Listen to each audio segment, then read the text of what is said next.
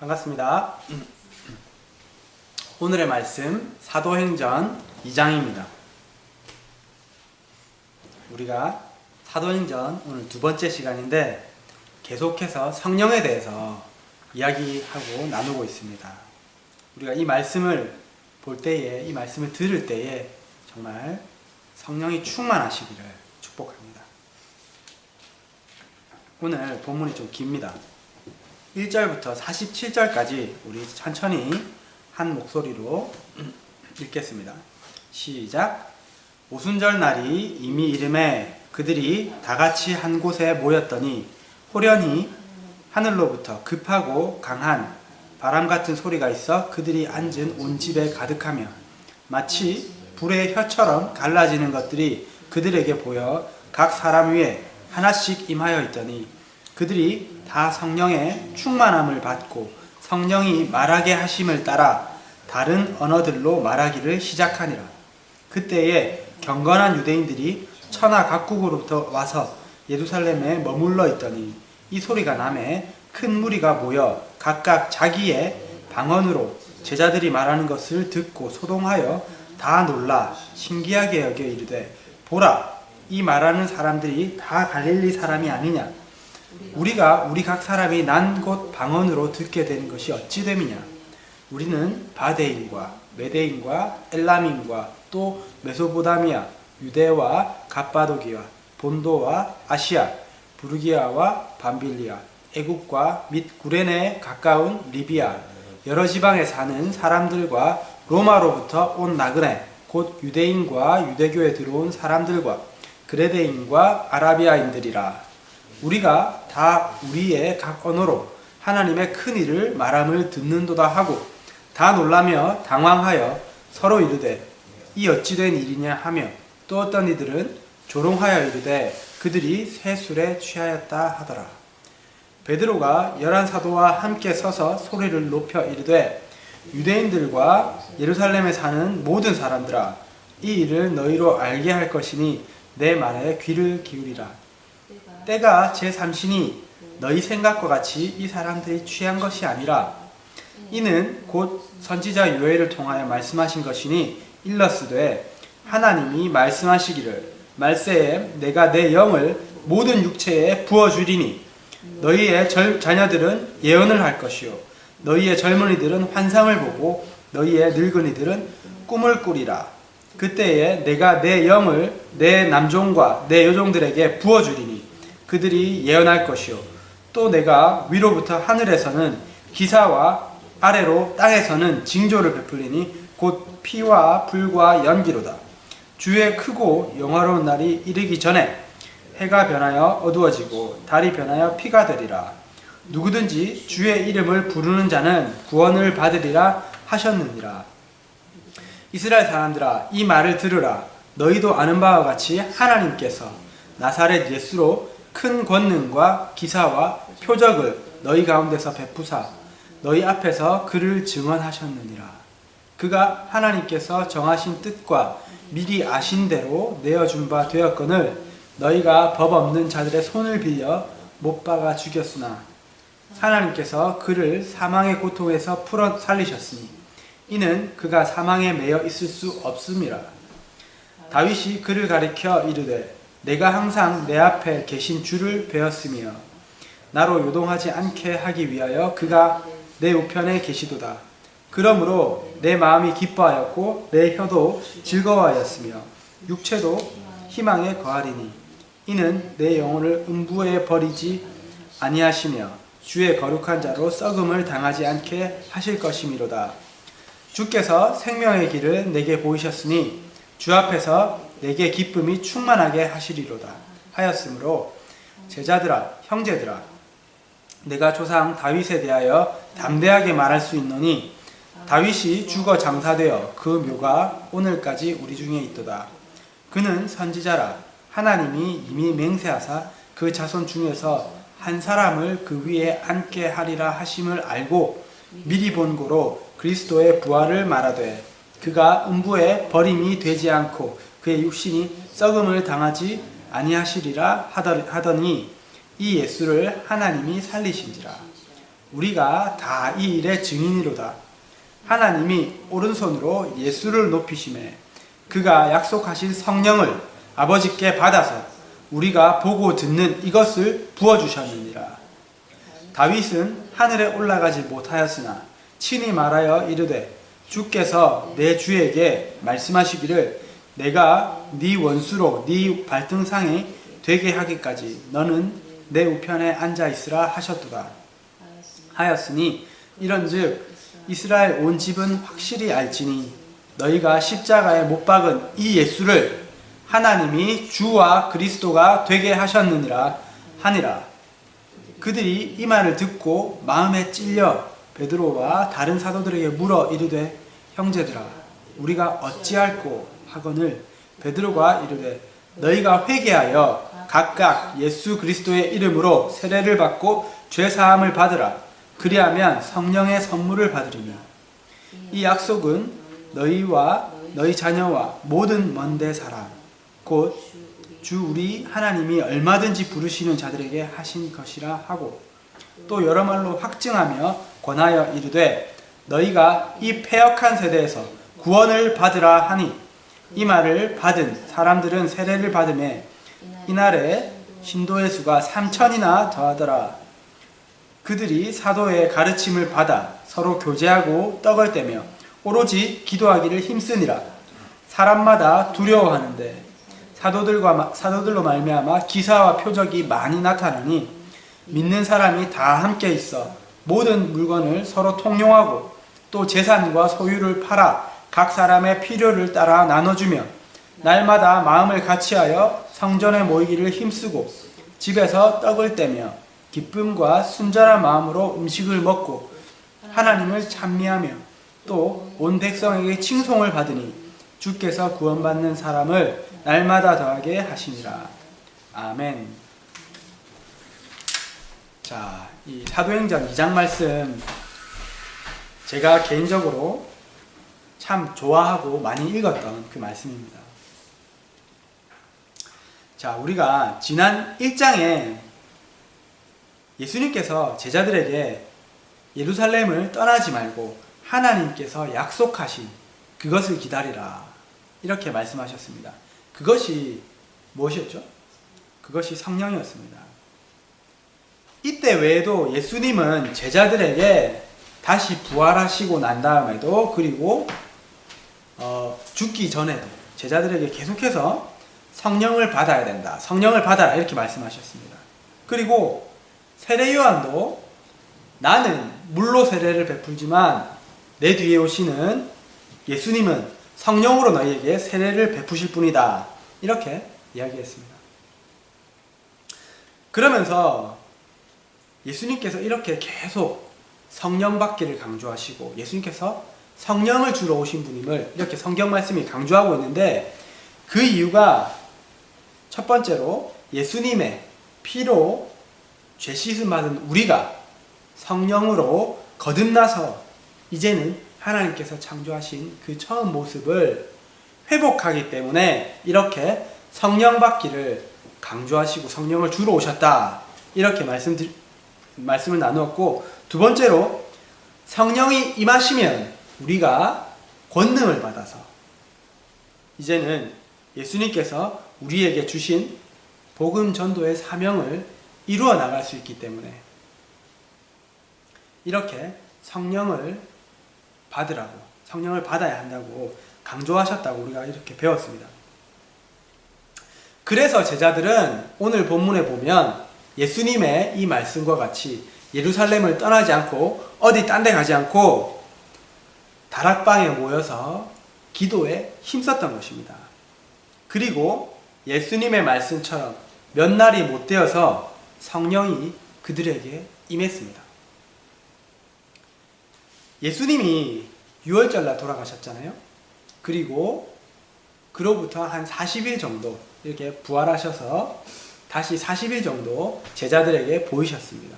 그리고 몇 날이 못 되어서 오순절날 성령이 임했는데 한 10일 정도 예수님이 승천하시고 10일 정도 지나서 성령이 임하신 것입니다.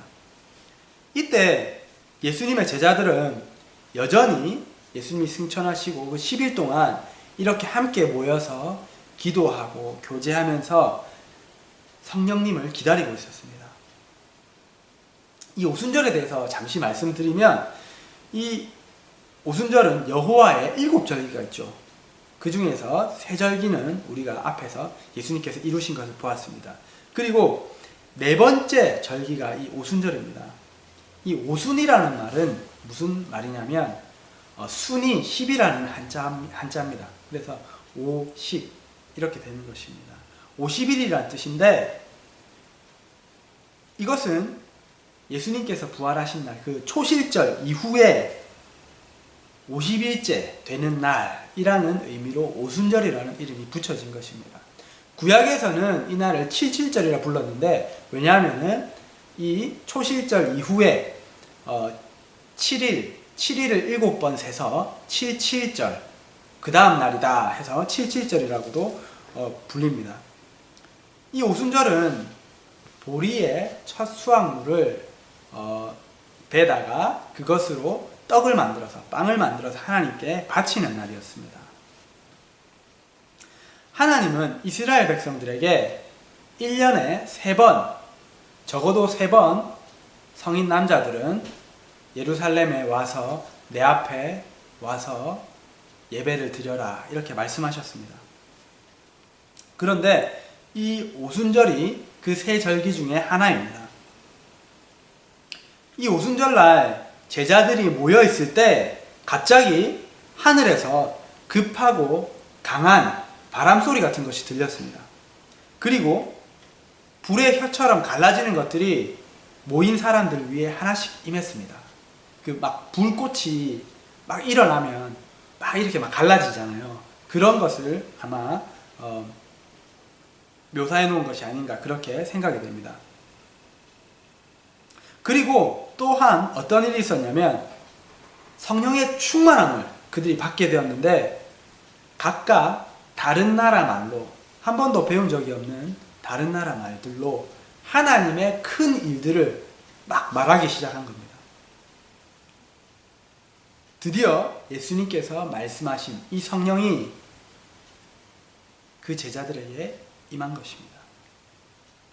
이로써 예수님은 앞에 유월절과 무교절과 초실절을 이루시고 4번째 절기인 이 오순절까지 성령을 보내주심으로 완성하셨습니다.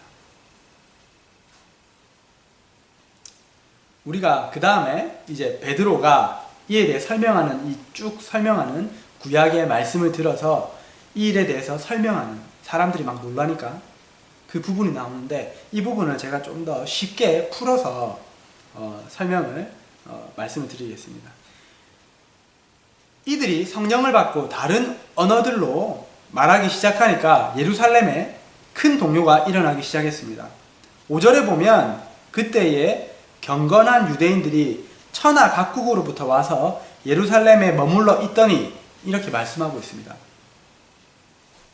이들이 왜 천하 각국으로부터 와서 경건한 유대인들이 예루살렘에 머물러 있었냐면,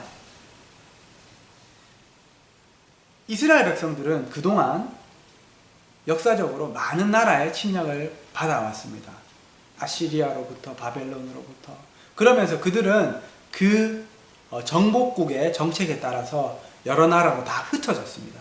그리고 그 일 이외에도 집단적으로 이집트라든지 다른 나라로 이렇게 이주하는 일들이 있었습니다. 그래서 이 유대인들이 전 세계에 흩어져서 살고 있는 이 유대인들을 디아스포라 주라고 합니다. 이 사람들 중에서도 독실한 유대인들이 하나님의 명령을 지키기 위해, 그 하나님의 말씀을 지키기 위해 오순절에 이 예루살렘에 방문하러 온 것입니다. 이 순례자들인 것입니다. 그런데 여기서 많은 사람들이 이 오순절날 여기 딱 도착한 것이 아니라, 사실은 그 전에 6월절부터 이 예루살렘에 왔습니다. 왜냐하면은 이 6월절부터 오순절까지 이 기간이 딱 50일 정도 되는데, 생각해보세요. 내가 만약에 이탈리아에 살고 있어요. 로마에 살고 있어요. 그 당시에 이제 로마가 세계를 지배하고 있었습니다. 로마에 살고 있는데 이제 6월절이라고 예루살렘에 옵니다. 그때는 차도 없었고 비행기도 없었고 몇 달을 거쳐서 오는데 또 그 6월절을 보내고 다시 고향으로 돌아갑니다. 그리고 또 오순절이라고 또 와요. 그러면 얼마나 힘들겠습니까? 그러니까 이 사람들이 머리를 써서 그냥 우리가 6월절날 가서 그렇게 무교절과 그 초실절 다 보내고 여기에 쭉 머물러 앉아 있다가 그냥 오순절 보내고 돌아가자. 이렇게 해서 이 사람들이 그렇게 머물러 있었던 것입니다. 그렇기 때문에 이 사람들은 예수님께서 6월절에 돌아가시고 이 모든 것 예수님께서 심판 받으시고 본디오 빌라도 앞에서 십자가에 못 박혀 돌아가시는 이 모든 것을 다 듣고 본 사람들입니다. 어쨌든 이 사람들이 사도들과 제자들이 한 번도 배우지 않았던 자기네 나라 말로, 나는 로마 사람인데 로마 말로 막 어떤 사람은 말하고 있고 어떤 사람은 시리아 말로 말하고 있고 어떤 사람은 터키 말로 말하고 있고 이러니까 깜짝 놀란 거예요. 제가 만약에 여기 이렇게 있는데 여기에 막 세계 각국 사람들이 다 있어요. 막 팔레스타인 사람도 있고 그리고 뭐 아프리카 사람도 있고 세네갈 사람도 있고 근데 제가 그 나라 말로 막 갑자기 말하기 시작하면 이 사람들이 놀라지 않겠습니까? 그러한 일들이 일어난 겁니다. 이렇게 이야기를 하는데 무슨 말을 하냐면 막 하나님을 찬양하는 거예요. 하나님이 하신 그 큰 일들을 막 말하기 시작하는 겁니다. 자기네 나라 말로. 그러니까 이 사람들이 놀라면서 당황하면서 소동이 막 일어났습니다. 그리고 어떤 사람들은 이 사람들이 지금 술 취했네 막 이렇게 조롱하기까지 했습니다. 그때 베드로가 일어나서 큰 소리로 담대하게 이렇게 말했습니다. 유대 형제들과 예루살렘 시민 여러분, 여러분이 궁금해하는 이 일에 대해서 제가 설명드릴 테니 제 말을 잘 들어보십시오. 지금이 이제 겨우 아침 9시입니다. 그런데 우리가 술 취했다니 그게 말이나 됩니까? 이것은 여러분들이 보고 있는 이 일은 어떻게 된 일이냐면 우리 선조 요엘 선지자께서 예언하신 일, 즉 하나님께서 말세가 되면 자신의 영을 모든 육체에게 부어주실 것이라고 말씀하셨는데 그 일이 우리에게 일어난 겁니다. 여러분도 알다시피 하나님께서 나사렛 예수를 통해서 큰 권능과 기적을 베푸셔서 그가 메시아라는 것을 증거하셨습니다. 그것을 똑똑히 보셨지 않습니까? 그리고 그가 하나님의 예정된 뜻에 따라서 내어준 바 되었는데 당신들이 이 예수님을 로마 사람들의 손을 빌려서 못 박아 죽인 것이 아닙니까? 그렇지만 하나님께서 그를 사망에서 끌어내셨는데 이것은 그가 사망에 속할 수 없는 분이기 때문이요. 다윗이 시편에 이것에 대해서 예언하기를 이는 내 영혼을 음부에 버리지 아니하시며 주의 거룩한 자로 썩음을 당하지 않게 하실 것이미로다 하였지 않습니까? 내가 단언하건대 우리 조상 다윗은 죽어서 장사되어 그 묘가 여기에 있어. 그러므로 이 말씀은 다윗 자신을 향해서 한 것이 아니라 다윗이 선지자로서 하나님께서 그 자손 중에서 세울 한 사람 예수를 미리 보게 하심으로써 그리스도의 부활을 보게 하신 것이요. 이 예수를 하나님이 살리셨고 우리가 그 증인이요. 그 후에 죽으신 후에 하나님이 예수를 높이셔서 예수가 약속하신 성령을 아버지께 받아서 당신들이 보고 있는 이 성령을 우리에게 부어주신 것이요. 또한 다윗은 하늘에 올라가지 못했지만 시편에 이르기를 내가 내 원수로 네 발등상이 되게 하기까지 너는 내 우편에 앉아있으라 하셨도다 하였으니 온 이스라엘 사람들이여 확실히 아십시오. 당신들이 십자가에 못 박은 이 예수를 하나님이 주와 그리스도 메시아 구원자가 되게 하셨소. 이렇게 베드로가 청중들을 향해서 그 현상을 보고 놀라는 그 청중들을 보고 이야기한 내용입니다. 이 사건을 통해서 제자들에게 성령이 임하고 난 다음에 나타난 특징들을 발견합니다. 그 첫 번째 특징은 그들이 배우지 않았던 다른 방언을 말했다는 것입니다. 여기서 우리가 기억해야 할 것은 성령께서 이들에게 다른 언어를 말하게 하신 목적입니다. 앞서 얘기한 것처럼 당시에는 예루살렘에 세계 각국에 흩어진 정말 열심으로 유대교를 믿는 사람들과 유대교로 개종한 외국인들이 예루살렘에 모여 있었습니다. 이들은 이 갈릴리 사람들이 배우지도 않은 자기네들의 언어를 유창하게 말하는 것을 보면서 놀라지 않을 수가 없었습니다. 성령님은 이와 같은 기적을 그들에게 보여주신 것입니다. 먼저 그들에게 이러한 기적을 보여주셔서 그들의 관심을 집중시키신 다음에 베드로를 통해서 예수 그리스도가 하나님의 아들이며 메시아라는 것을 증거하게 하셨습니다. 그러니까 이들이 그 말씀을 듣고 마음에 찔림바 되고 성령의 감동을 받아서 3,000명이나 되는 사람들이 예수님을 믿고 신자가 된 것입니다. 생각해 보십시오.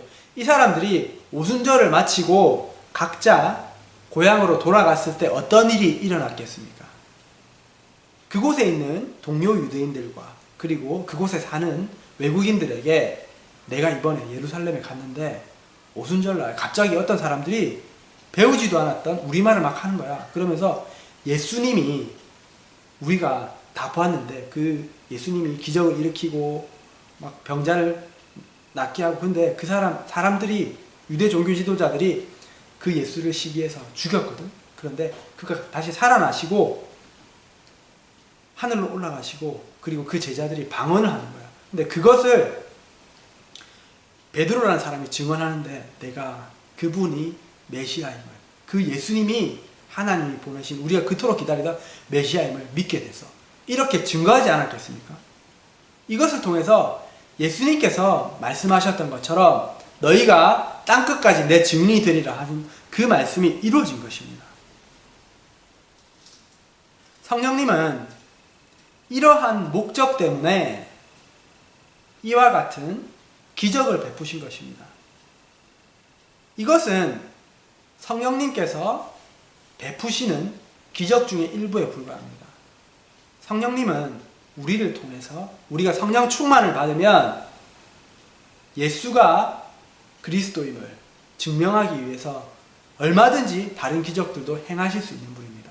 우리가 앞으로 쭉 살펴보겠지만 사도행전을 보면 죽은 자를 일으키고 병자를 일으키고 이런 것은 기본입니다. 막 뱀에 막 물려도 독뱀에 물려도 죽지 않고 이런 일들이 막 일어납니다. 그렇기 때문에 우리는 성령님의 능력을 우리 스스로 성령님 뭐 하실 수 없을 거야. 이때니까 일어났던 일이지. 막 이렇게 성령님의 능력을 제한할 필요가 없습니다. 우리를 통해서도 성령님은 얼마든지 그렇게 역사하실 수 있습니다. 그리고 우리가 또 기억해야 할 것은 이때 성령님께서 이러한 목적으로 복음 전파의 목적으로 이러한 일을 행하셨던 것입니다. 그러므로 우리가 왜 지금은 예수님을 믿고 성령 받으면 내가 영어를 막 유창하게 말할 수 없지? 내가 왜 스페인어를 못하지? 이렇게 생각할 필요가 없는 것입니다. 제자들에게 성령이 임하시고 나타난 두 번째 특징은 베드로를 통해서 우리가 볼 수 있는데 베드로가 성경 말씀을 깊이 이해하고 이 말씀을 근거로 예수 그리스도를 전했다는 것입니다. 예수님을 만나기 전에 베드로의 직업은 무엇이었냐면 어부였습니다. 이 사람은 바리새인도 아니고 율법학자도 아니고 서기관도 아니었습니다.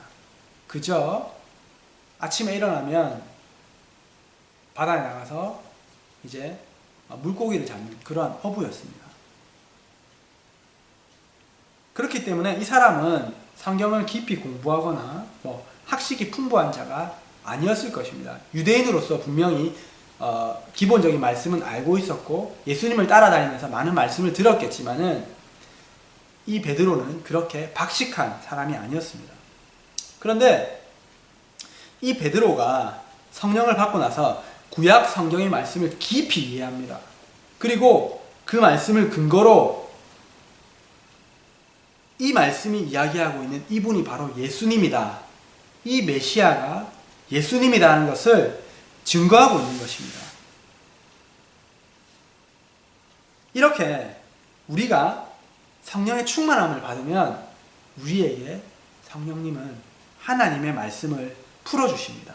그리고 이 하나님의 말씀뿐만 아니라 어떤 현상들을 보면 왜 이런 것이 일어나는지 성령님께서 우리에게 설명해 주실 때가 있습니다. 저도 분명히 이 말씀을 준비할 때나 이렇게 말씀을 혼자 읽을 때나 그럴 때 성령이 충만할 때 정말 성령께서 말씀을 줄줄줄줄 풀어주시는 것을 느낍니다.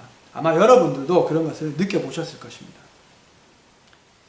성령은 모든 것, 하나님의 깊은 것까지도 통달하느니라 이렇게 성경은 말하고 있습니다.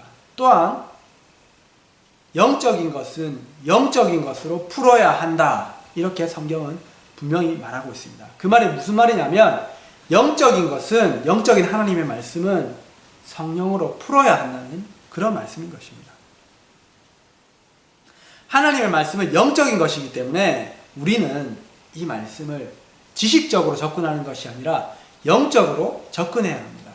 말씀을 읽을 때 성령님 나에게 충만히 임하셔서 이 말씀이 나에게 무엇을 말씀하시는지 정말 하나님의 말씀은 살아있고 원동력이 있어서 정말 좌우의 날성검처럼 내 마음을 찔러 쪼갠다고 하셨는데 그렇게 내 마음을 찔러 쪼개주시고 나에게 깨달음을 주십시오. 정말 다윗이 이야기한 것처럼 이 말씀이 저에게 꿀송이처럼 단 그러한 말씀으로 말씀하여 주십시오. 이렇게 해야 하는 것입니다. 또 그게 내가 성령 충만하면 그게 되는 것입니다.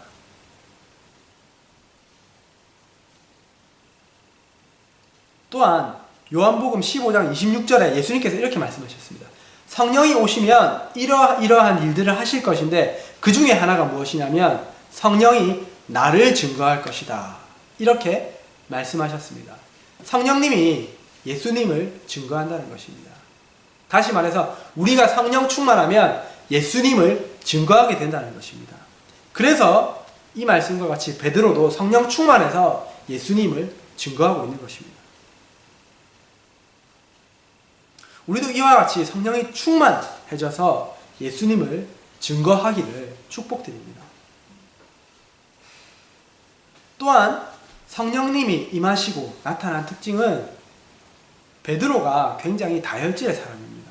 막 보면 욱하고 다혈질의 사람이고 예수님께서 이렇게 막 잡히실 때도 막 칼을 꺼내서 그 로마 병사의 그 말고의 귀를 자르는 막 그러한 사람이었습니다. 그런데 이 사람이 굉장히 침착하게 만약에 내가 막 이렇게 설교를 하고 있다가 갑자기 스페인어가 막 터져가지고 막 이렇게 말을 하는데 어떤 청중 중에 한 명이 정말 저거 술 챘네 막 이러면 막 올라오지 않겠습니까? 베드로의 그런 성격상. 근데 차분하게 그것에 대해 설명해주는 이러한 사람으로 변화된 모습을 저는 느꼈습니다.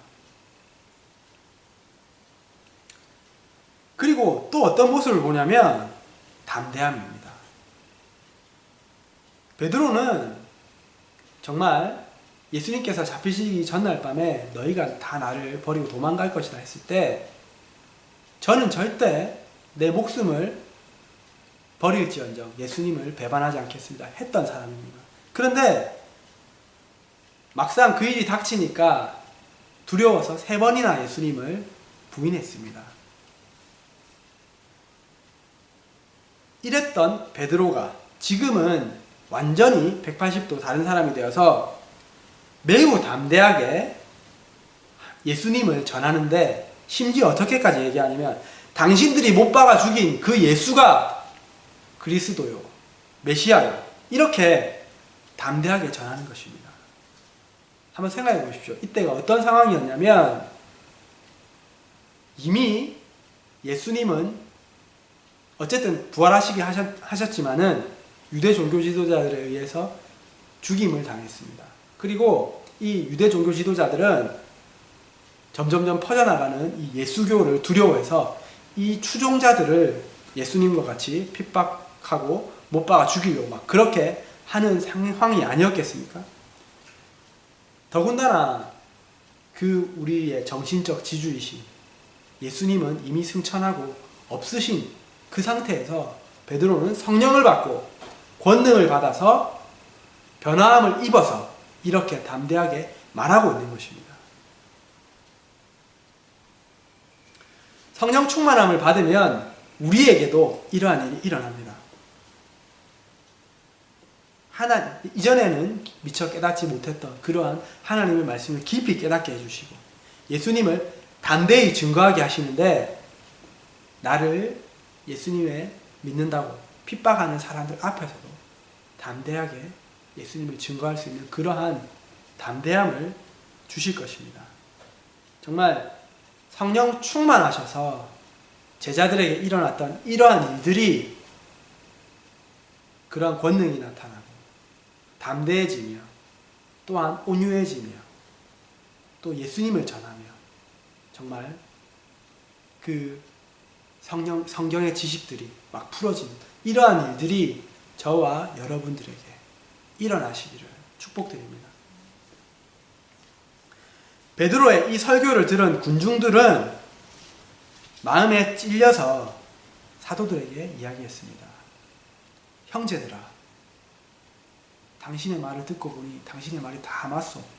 그런데 그러면 이제 우리가 어떻게 해야 하겠소? 우리는 정말 당신의 말대로 메시아를 못 박아 죽였는데. 물론 이렇게 반응한 사람들도 있었겠지만은 물론 그 중에서는 막 그 베드로의 말을 비아냥거리면서 믿지 않고 돌아선 사람도 있었을 것입니다. 이러한 반응들을 보면서 진리 앞에서 반응하는 두 부류의 사람들을 봅니다. 그 첫 번째 부류는 그 말씀을 듣기 싫어하고 배척하고 미워하고 핍박하는 사람들입니다. 그들은 정말 베드로의 말이 하나도 틀린 게 없잖아요.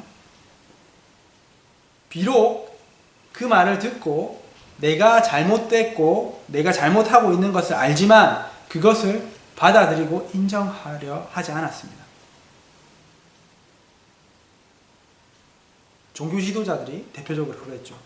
왜냐하면 그것을 인정하면 그것은 내가 이제까지 잘못 살아왔고 그리고 내가 죄인인 것을 인정해야 되고 내 삶을 돌이켜야 되고 내가 가지고 있는 이 지위와 권력과 기득권을 내려놓아야 하기 때문에 그들은 그것을 인정하고 싶어 하지 않았습니다. 두 번째 부류의 사람들은 오늘 우리가 본문 말씀에 본 사람들과 같이 마음에 찔림을 받아서 겸손하게 내가 어떻게 해야 할지 묻는 사람들입니다. 이들은 자신들이 잘못 생각해서 하나님께서 보내신 메시아를 핍박하고 죽이는데 동조했다는 사실을 깨달았습니다. 그리고 통회하고 두려운 마음으로 제자들에게 우리가 이제 어떻게 해야 합니까? 이렇게 물었습니다. 이들에게 돌아온 해결책은 의외로 간단했습니다. 너희가 회개하여 각각 예수 그리스도의 이름으로 세례를 받고 죄사함을 받으라. 그리하면 성령을 선물로 받으리니 이 약속은 너희와 하나님이 얼마든지 부르시는 모든 사람에게 하신 것이라. 베드로는 너희 그래 잘됐다. 이제 너희 다 죽었다. 너희 이제 하나님께서 천벌을 내리셔서 다 불내려서 죽이실 것이다. 이렇게 말씀하지 않으셨습니다. 하나님의 뜻은 그것이 아니었습니다. 하나님은 그들을 정죄하고 벌하고 죽이시는 것이 하나님의 뜻이 아니라 그들이 회개하고 돌아와서 깨끗함을 받고 성령을 받는 것이 하나님의 뜻이었습니다. 우리는 이 말씀을 믿지 않는 자들에게만 적용할 수 있는 것이 아니라 내 자신에게도 이 말씀을 적용할 수 있습니다. 하나님의 진리의 말씀을 들었을 때 나는 어떻게 반응하는가? 성령께서 내 마음을 찌르실 때, 내 죄를 드러내실 때, 너 이거 잘못됐어, 이렇게 말씀하실 때 나는 어떻게 반응하는가? 첫 번째 마음은 이렇게 우리 마음이 찔림이 올 때 우리는 본능적으로 그 죄를 인정하고 싶어 하지 않습니다. 그리고 그 죄를 숨기려 합니다. 아담과 하와가 그랬던 것처럼. 왜냐하면 그것을 인정하면 내 죄가 드러나고 하나님께 맞을 것 같고 또 그 죄를 돌이켜서 새로운 삶을 살아야 하기 때문입니다. 그래서 그것을 회개하지 않고 꽁하게 있습니다. 그러면 어떤 일이 일어나냐면 내 안에 자유함과 평안함이 없습니다. 그리고 성령 충만함이 사라집니다. 저는 그것을 경험해 보았습니다. 여러분들도 아마 그것을 경험해 보셨으리라 생각됩니다. 그래도 회개하지 않으면 성령께서는 근심하십니다. 그리고 소멸되십니다. 성경은 분명히 우리에게 말씀합니다. 성령을 근심시키지 말고 소멸시키지 말라.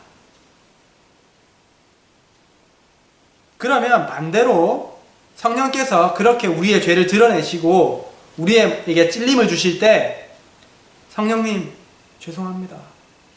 성령님께서 말씀하시는 게 다 맞습니다. 그러면 제가 이제 어떻게 해야 될까요? 이렇게 반응한다면 성령님은 어떻게 하시냐면 우리에게 회개하고 회복할 기회를 주십니다. 그리고 우리가 다 망쳐놓은 그 죄의 문제들을 해결해 주십니다. 정말 제가 경험한 성령님은 이런 분이셨거든요.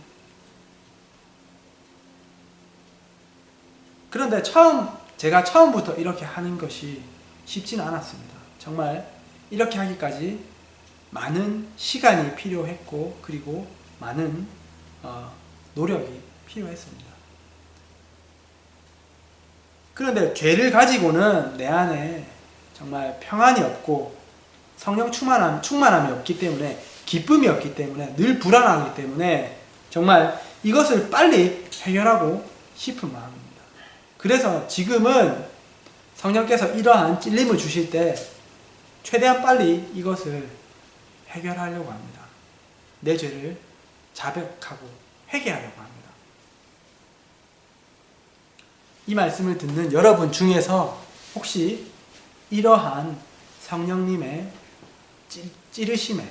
찌르심과 싸우고 있는 분이 있다면 빨리 항복하시기를 축복드립니다.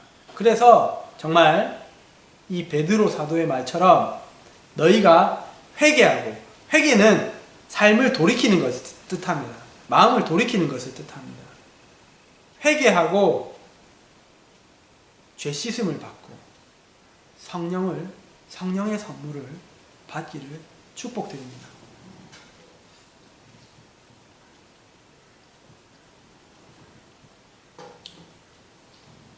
마지막으로 이날 베드로의 이 말을 듣고 이 설교를 듣고 믿게 된 신자의 수가 3,000명이나 되었습니다.